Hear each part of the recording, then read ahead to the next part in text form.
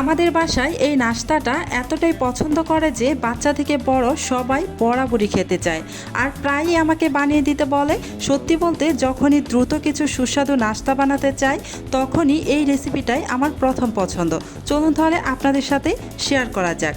প্রথমেই একটি বাটির মধ্যে নিয়ে নিচ্ছি মেজারমেন্ট কাপে মেপে 1 কাপ পরিমাণ লাচ্চা সেমাই। এবার আমি এখানে দিয়ে দেব হাফ কাপ পরিমাণ টক দই।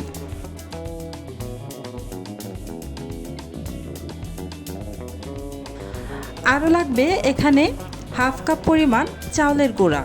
আপনারা চাইলে এখানে চাউলের গুঁড়ার পরিবর্তে সুজিটাও ব্যবহার করতে পারেন। দিয়ে দিচ্ছি 2 টেবিল চামচ পরিমাণ চিনি। চিনির পরিমাণটা আপনারা ইচ্ছে করলে আরও বাড়িয়েও দিতে পারেন, তবে আমার কাছে এটা একদম পারফেক্ট। দিয়ে দিলাম স্বাদ অনুযায়ী লবণ, মানে 1 চিমটি পরিমাণ লবণ। এবার এখানে দিয়ে দিব প্রায় 1.25 কাপের মতো দুধ।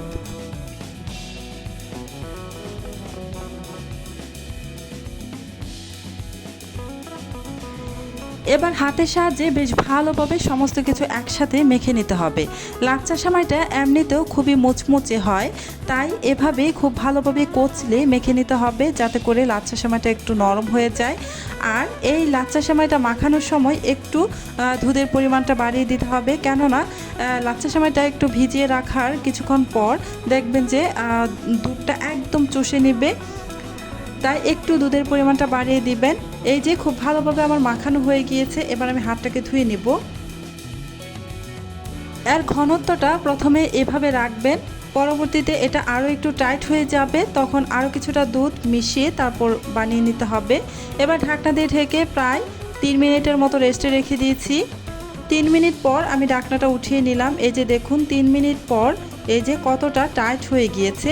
এই টাইট মিশ্রণটা দিয়ে কিন্তু আমাদের নাস্তাটা বানানো যাবে না, পারফেক্ট হবে না। তাই এখানে আরও একটু নরম করার জন্য আরও কিছুটা আমি এখানে দুধ দিয়ে দিলাম। দুধটা দেওয়ার পর খুব ভালোভাবে চামচের সাহায্যে নেড়ে চেড়ে মিশিয়ে নিচ্ছি। এই মিশ্রণটা খুব বেশি টাইট বা একেবারে নরম হওয়া যাবে না, মানে ঢেলঢেলে খুব বেশি ঢেলঢেলে হওয়া যাবে না। এই যে আপনারা দেখে নিশ্চয়ই বুঝতেই পারছেন, এই যে এরকম হবে, খুব বেশি পাতলা বা একেবারে টাইট হওয়া যাবে না। এবার চলে আসলাম চুলায়। একটা প্যানের মধ্যে আগে থেকে আমি কিছুটা তেল ব্রাশ করে রেখেছিলাম। এই নাস্তাটা বানাতে কিন্তু খুব বেশি তেলের প্রয়োজন পড়ে না, অল্প তেলেই খুব সুন্দরভাবে বানানো যায়। এই যে চামচের সাহায্যে আমি এখানে কিছুটা মিশ্রণ দিয়ে দিলাম, তারপর উপর থেকে একটু সাজিয়ে নিচ্ছি কিশমিশ দিয়ে। আপনারা চাইলে এখানে বাদাম কুচিও ব্যবহার করতে পারেন, তবে আমার কাছে বাদামের চাইতে যে কিশমিশ দিলে বেশি ভালো লাগে খেতে।